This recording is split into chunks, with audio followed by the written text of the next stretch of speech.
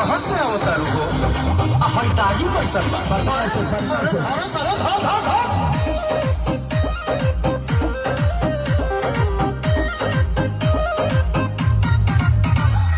काहे पीछा करल बड़ा हमारे कमरल बड़ा माटी खुटी पिया तारा दूध से कचरल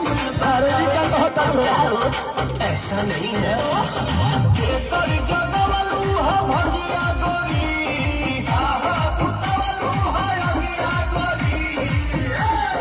हरी हरी हमी तोहर छूटल कवना भगिया गोरी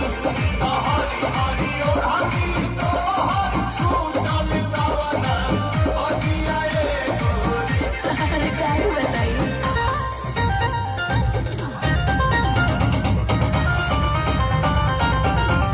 बिहार क्या उत्तर प्रदेश में कोई नहीं मुकाबला करेगा। दिन रहे कौन खलू कले हेंगार कलू बगानी में जवानी सरेंगार ऐसे सुना मनोबा बात भीतर के कर जनवा छोटे में खोटलू सगिया गोरी से लागल बदगिया गोरी तो हरी हरी हमी तोहर छूटल कवना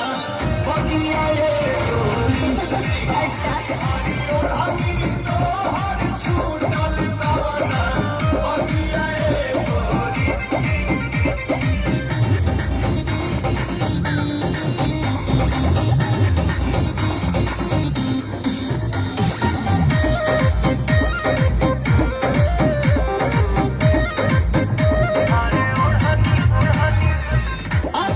अंशु से देखावे तुम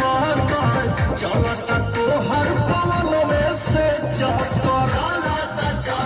हो पिए भेद जन खोला हो चाहे कबोला हो के बुझलू पवनिया गोरी काटे लटाइलिया लगिया गोरी तो हरी हरी हमी तोहर छूटल कवना बगिया गोरी तो हरी हरी हमी तोहर छूटल कवना बगिया गोरी भैया